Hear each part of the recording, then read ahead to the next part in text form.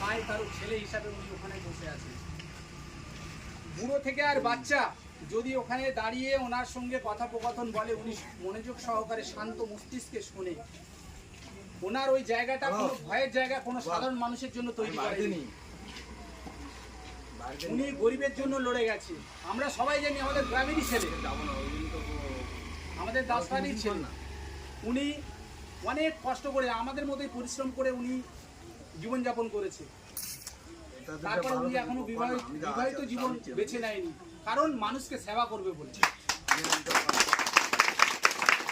যে এই উদ্দেশ্যে আসে এবং স্থানটা গ্রহণ করেছে, সেই স্থানটা লড়াই করে বেছে নিয়েছে, কারণ কি মানুষের সেবায় লাগে যাতে।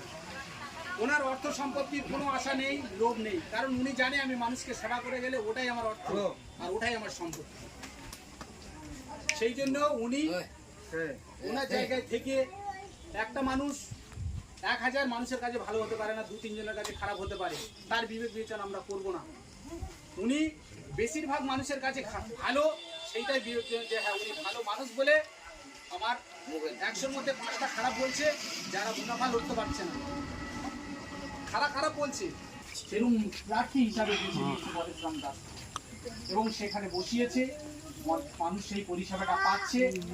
আজকে আমাদের কত বড় জায়গা তৈরি করে আগে গেলাম, ক্যানিং বলে অর্ধেক মানুষ চিনতে পারতো না, এখন অন্তত প্রত্যেকটা জায়গায় তো 90% মানুষ চেনে যে হ্যাঁ ক্যানিং কোথায়।